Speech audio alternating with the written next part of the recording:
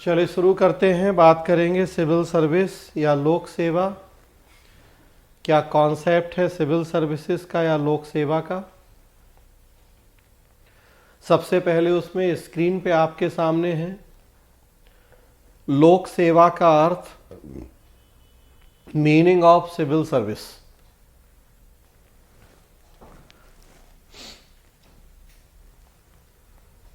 यहां स्क्रीन पे देखिए आप,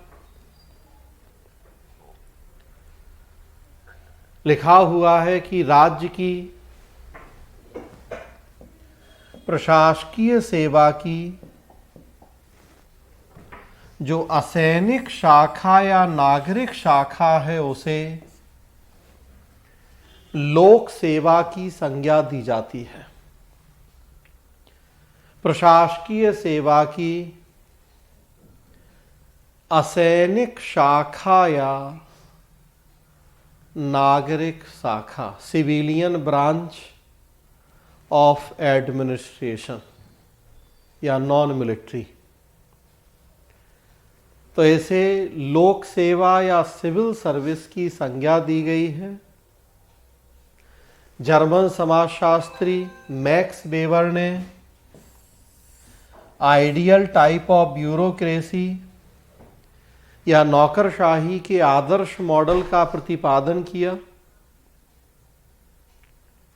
उसमें उन्होंने ब्यूरोक्रेसी की जो परिभाषा बताई, नियुक्त किए गए अधिकारियों का समूह नौकरशाही होता है। हर वो व्यक्ति जो नियुक्त है, जो अपॉइंटेड या सिलेक्टेड है, वो ब्यूरोक्रेसी का पार्ट है।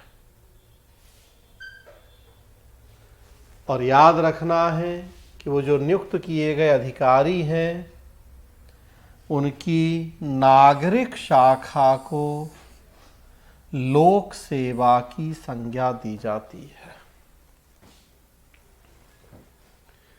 नियुक्त में तो सैनिक और असैनिक दोनों तरह के हैं, मिलिट्री पर्सनल भी हैं और सिविलियंस भी हैं। भाई मिलिट्री पर्सन भी अपॉइंट हैं या सिलेक्टेड हैं और सिविलियंस भी। तो जो नियुक्त किए गए अधिकारी हैं, अब उसमें से हम मिलिट्री पर्सनल्स को, सैनिक सेवा के लोगों को अलग कर दें। जो बचा हुआ वर्ग है उसे हम लोक सेवा या सिविल सर्विस की संज्ञा देते हैं। तो लोक सेवा बराबर नौकरशाही माइनस सैन्य सेवा, bureaucracy minus military service is equal to civil service. तो ये नौकरशाही का और सिविल सेवा का अर्थ याद रखना है कि नौकरशाही में सैन्य असैन्य सभी शामिल होते हैं, सारे वो लोग जो नियुक्त किए गए। और लोक सेवा में केवल हम असैनिक या नागरिक शाखा के जो प्रशासनिक अधिकारी हैं उनको शामिल करते हैं। नौकरशाही और लोक सेवा का एक और महत्वपूर्ण अंतर कि नौकरशाही प्रकृति से एक नकारात्मक संकल्पना है, नेगेटिव कॉन्सेप्ट है, जबकि लोक सेवा प्रकृति से सकारात्मक संकल्पना है, एक पॉजिटिव कॉन्सेप्ट है। इन शब्दों के अर्थ और इनके नाम देखें तो नाम से ही नेगेटिविटी या पॉजिटिविटी की फीलिंग आती है। नौकरशाही मतलब ऐसे नौकर जो शाह बन जाए, स्वामी बन जाए, सत्ता पे कब्जा करके बैठ जाए। और लोक सेवा मतलब ऐसे लोग जो लोगों की सेवा करें।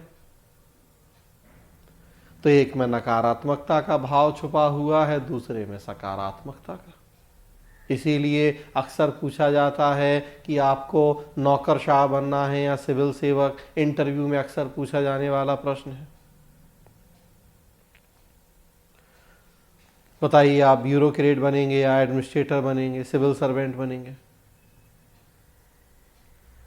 अब जिसे नहीं पता, सही तरीके से नहीं पढ़ा, पब्लिक एडमिनिस्ट्रेशन नहीं पढ़ा या जीएस के पार्ट सही तरीके से नहीं पढ़े, गवर्नेंस या मैनेजमेंट या एडमिनिस्ट्रेशन, तो नहीं दे पाते जवाब वो। आम बोलचाल में भाई हम इनको सिनोनिम्स या पर्यायवाची के रूप में ही प्रयोग करते हैं, नौकरशाही, लोक सेवा, जो भी आम बोलचाल में हम भी प्रयोग करें इनको पर्यायवाची के रूप में, लेकिन हमें इनका जो टेक्निकल डिफरेंस है उसकी जानकारी का होना भी अत्यंत आवश्यक है, ताकि कई बार वो अंतर ही पूछ लिया जाना है हमसे।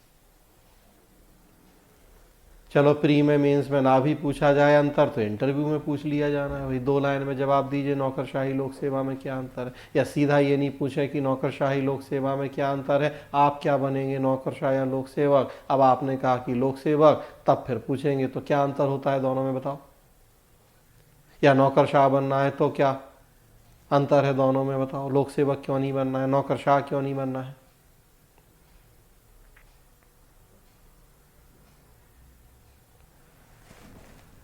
तो लोक सेवा का अर्थ है यहां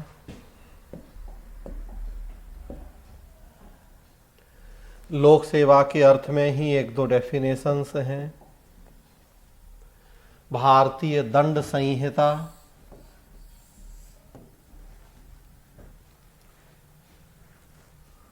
उसकी धारा 21 देखेंगे, सेक्शन 21, तो उसमें एक डेफिनेशन जो लिखी है लोक सेवक की, लोक सेवा की, सरकारी सेवारत या वेतन पाने वाले अथवा सरकारी कार्य हेतु शुल्क या कमीशन पाने वाले व्यक्ति लोक सेवक की श्रेणी में आते। जो लोग गवर्नमेंट की सेवा कर रहे हैं, गवर्नमेंट ऑफिशियल, या वेतन पा रहे हैं सरकार से, सैलरी मिल रही है, या सरकारी कार्य के लिए कोई फीस शुल्क ले रहे हैं, कमीशन ले रहे हैं, ये सारे लोग सिविल सर्वेंट कहलाते हैं, या ये सारे लोग सिविल सर्विस के अंतर्गत शामिल होते हैं। हमारे सुप्रीम कोर्ट ने, सर्वोच्च न्यायालय ने एक महत्वपूर्ण व्यवस्था दी है इंडियन सिविल सर्विस के संदर्भ में।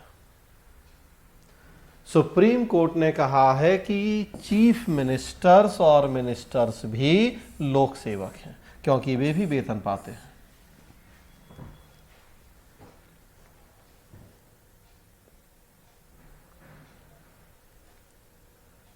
भ्रष्टाचार निरोधक अधिनियम है हमारे देश में, corruption prevention of corruption act 1988 में बना था, अभी उसमें चेंज किया गया। उसके तहत करप्शन को डिफाइन किया गया क्या है, उसके तहत भी सिविल सर्विस को डिफाइन किया गया, और उसी के तहत सुप्रीम कोर्ट ने ही व्यवस्था दी। मामले गए सुप्रीम कोर्ट में मुख्यमंत्री या मंत्रियों के करप्शन के खिलाफ, तो कहा गया कि भाई ये सिविल सर्वेंट नहीं है, इसलिए इनके ऊपर वो भ्रष्टाचार निरोधक अधिनियम लागू नहीं होगा, या जो ये भारतीय दंड संहिता है ये लागू नहीं होगी। तो सुप्रीम कोर्ट ने कहा नहीं, कैसे लागू नहीं होगी, ये भी लोक सेवक हैं, चीफ मिनिस्टर और मिनिस्टर, क्योंकि ये भी सरकार से वेतन पा रहे हैं। अब वैसे आप देखिए तो ये तो इलेक्टेड लोग हैं, मैक्स वेबर ने तो केवल सिलेक्टेड और अपॉइंटेड की बात की है, लेकिन ये इलेक्टेड हैं, फिर भी सुप्रीम कोर्ट ने हमारे देश में इनको सिविल सर्विस का पार्ट माना है। तो अब देश काल परिस्थिति के अकॉर्डिंग थोड़े बहुत चेंज भी हो सकते हैं सिविल सर्विस की डेफिनेशन या उसके एरिया में, कि हम किन किन को सिविल सर्वेंट मानते हैं या किन को नहीं मानते हैं।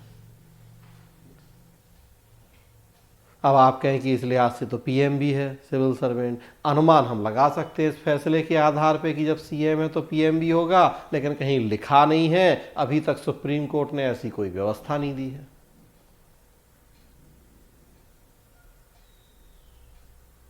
अनुमान हम इस फैसले के आधार पर लगा सकते हैं कि अगर सीएम है तो वही पीएम भी होता होगा, लेकिन ये सामने का कहीं ये लिखा नहीं है। अभी तक कोई सुप्रीम कोर्ट की ऐसी व्यवस्था नहीं है। तो सरकारी सेवारत या वेतन पाने वाले जो अधिकारी कर्मचारी हैं वो लोक सेवक हैं।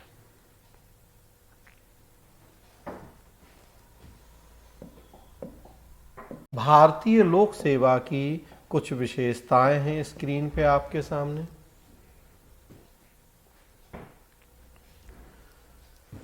उन्नीस 1920 में जर्मन समाजशास्त्री मैक्स वेबर ने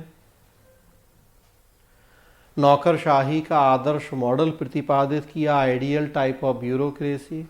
जर्मन सोशियोलॉजिस्ट मैक्स वेबर, उनकी बुक पब्लिश हुई विर्टसॉफ्ट एंड गेसलसॉफ्ट, जिसका बाद में इंग्लिश एडिशन आया theories of socio economic organisation, सामाजिक आर्थिक संगठन के सिद्धांत के नाम से।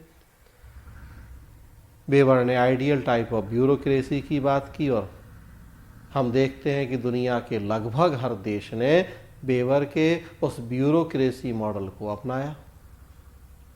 परिणाम हम ये भी देखते हैं कि किसी भी देश की ब्यूरोक्रेसी या सिविल सर्विसेज में लगभग वो सारी विशेषताएं विद्यमान हैं जो वेबर के ब्यूरोक्रेसी मॉडल में थी। भारत में भी वेबर के ब्यूरोक्रेसी मॉडल को अपनाया गया। 1920 में जब वेबर ने मॉडल दिया, उस समय तो भाई हम ब्रिटेन के उपनिवेश थे, कॉलोनी थे उनकी, कोई इंडिपेंडेंट आइडेंटिटी हमारी नहीं थी। अंग्रेजों ने भी अपनाया वेबर के मॉडल को और हमारे यहाँ भी थोड़े बहुत जो भी कोशिशें की तो अंग्रेजों के माध्यम से हमारे यहाँ भी वो मॉडल आया। आफ्टर इंडिपेंडेंस एक तरह से हमने प्रॉपरली कहा जाए कि वेबर के ब्यूरोक्रेसी मॉडल को ही अडॉप्ट किया। परिणाम कि हमारे देश की लोक सेवाओं की विशेषताएं भी लगभग वही हैं जो मैक्स वेबर ने अपने नौकरशाही के आदर्श मॉडल में बताई थी।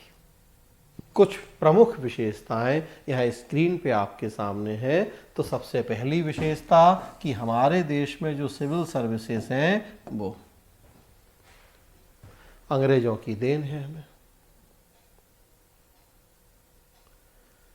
कारण हम बात कर रहे हैं कि 1757 की प्लासी की लड़ाई, 1764 के बक्सर के युद्ध के बाद जब 1765 में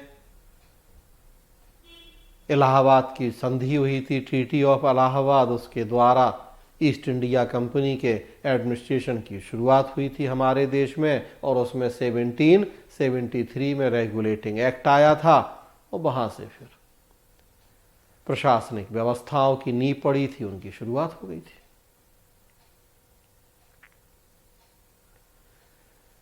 एटीन 53-54 में मैकाले रिपोर्ट के बाद सिविल सर्विसेज, उनकी योग्यता प्रणाली, मेरिट सिस्टम, आईसीएस का गठन और प्रॉपर हो गई थी चीजें सब। कैडर सिस्टम हो, टेन्योर सिस्टम हो, सब अंग्रेज बना के गए।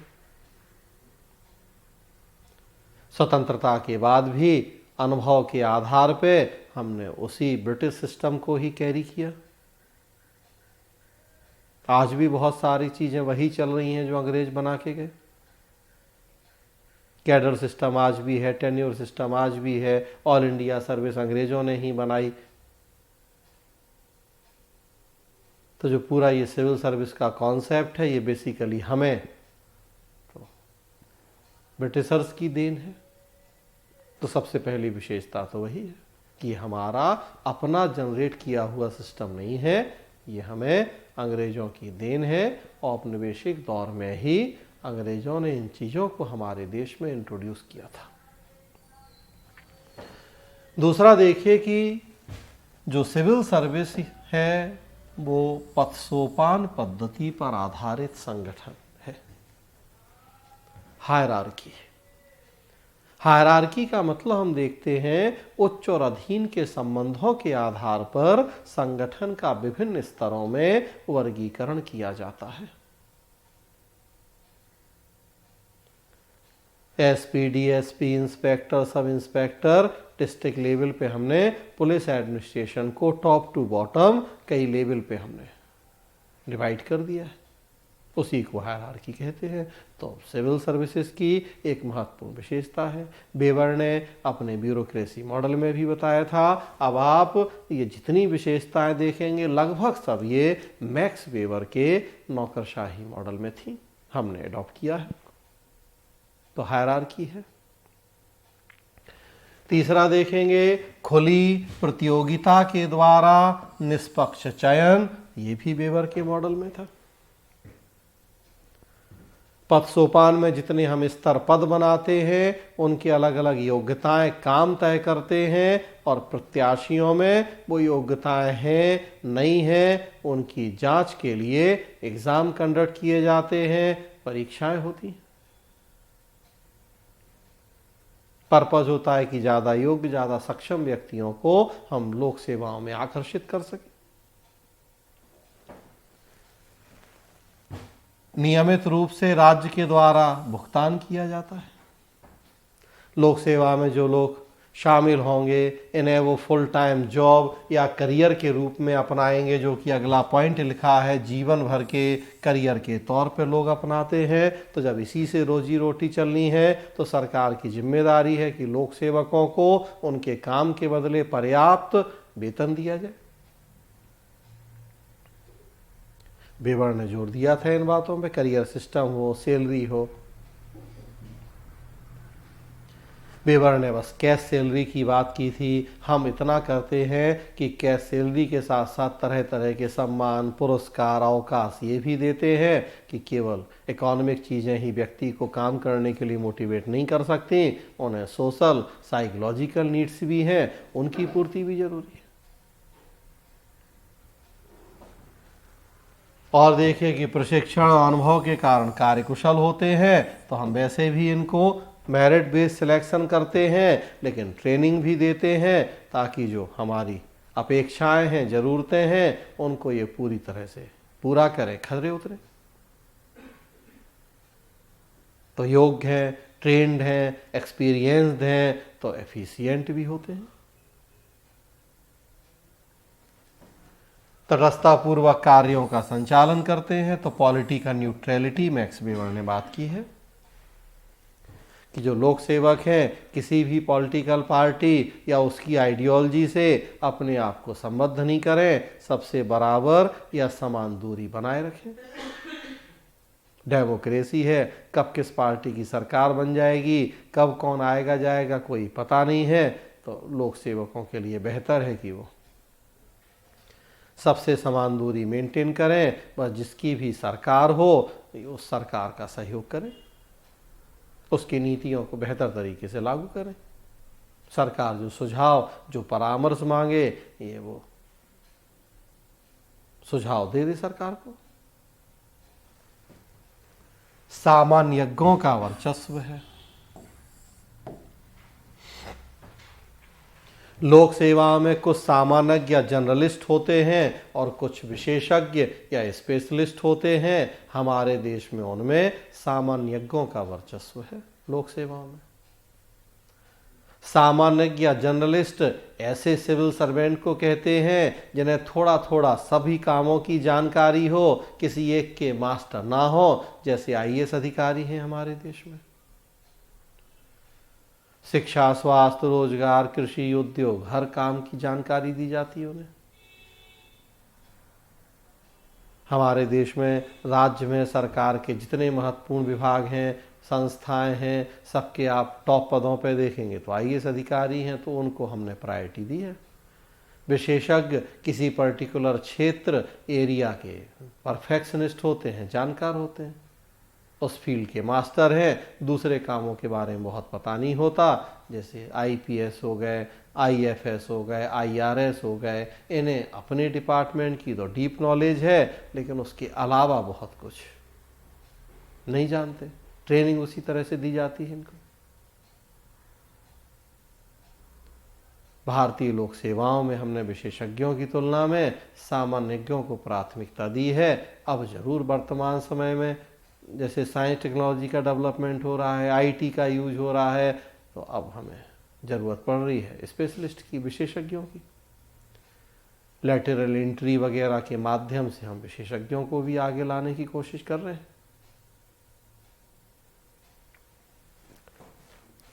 और प्लस देखिए कि लोक सेवाओं को हमारे देश में संवैधानिक मान्यता तथा संरक्षण प्राप्त है।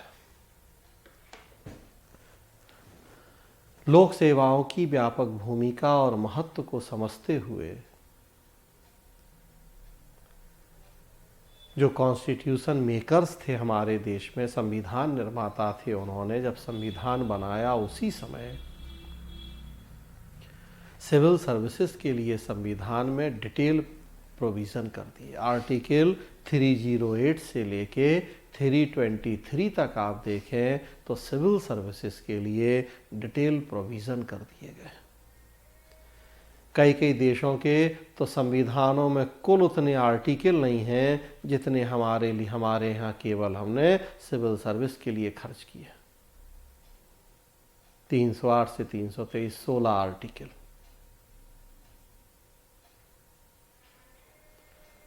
लोक सेवाओं का नेचर, कितने टाइप की लोक सेवाएं होंगी, उनकी स्थिति क्या होगी, कैसे नियुक्ति होगी, कौन नियुक्ति करेगा, यूपीएससी, स्टेट पीएससी, सबके बारे में हमने प्रावधान कर दिए। 42nd कॉन्स्टिट्यूशनल अमेंडमेंट के द्वारा आर्टिकल 323A और B को भी इंट्रोड्यूस कर दिया। उसके द्वारा सिविल सर्विसेज की सरकार से कोई शिकायतें हैं तो उन ग्रीवांस रेड्रेसल की भी हमने व्यवस्थाएं कर दी। कैट सेट की स्थापना के प्रावधान कर दिए।